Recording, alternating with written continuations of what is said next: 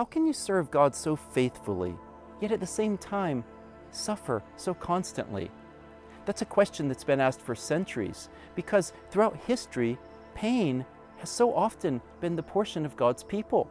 You see it throughout the Psalms. We've seen it in Job. We see it in the life of Paul and the other apostles. And there are many false teachers in the church today who are teaching that suffering and trouble will never come near us because we are beloved children of the King. But Jesus makes it clear over and over that if we follow Him, if we really give our lives to Him, there's going to be trouble. Lots of it. Not in spite of the fact that we're following God, but He says we will suffer because we are His followers. And in today's reading, He tells His disciples in Mark chapter 13 that hard times are coming. He says that many of them will be dragged into court because of their faith, and they'll be arrested and beaten and thrown into prison, and some of them even killed.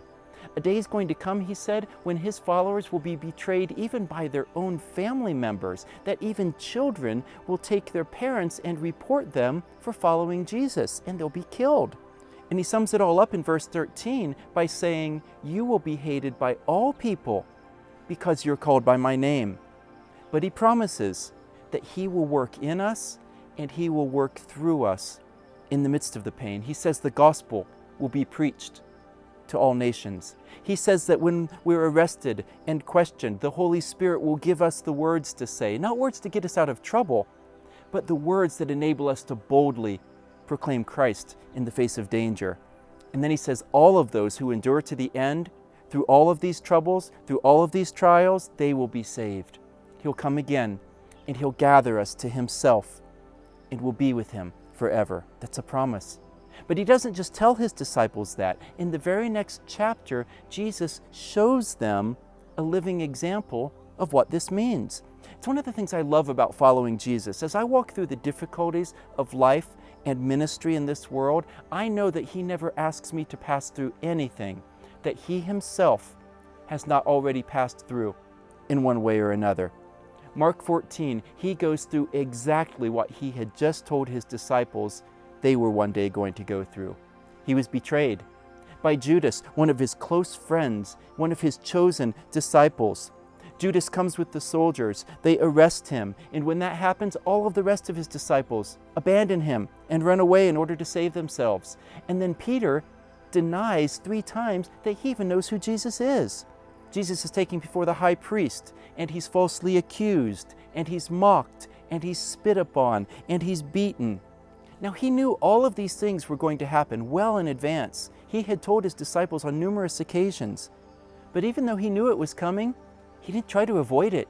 He didn't try to do anything to stop it, because He had much higher goals in mind. He knew the cross was going to be terrible, so terrible that He even prayed to the Father at one point and said, "Father, if there's some other way we can do this, let's do it that way." But He was much more concerned with the Father's will than He was with His own comfort. He was much more concerned with saving the world from their sins than He was with saving Himself from pain. It wasn't easy for Jesus and His disciples then, and it's not easy to follow Him in the midst of a world that so often hates Him today.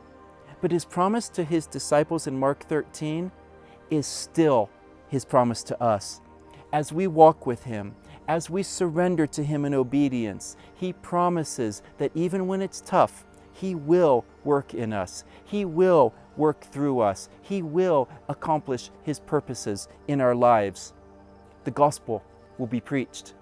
He will enable us, no matter what's going on, to help us to proclaim Christ boldly. And He promises to us also that those who endure to the end will be saved. And Jesus will come, and He will take us and gather us to Himself. And He promises that we'll live with Him and be with Him forever.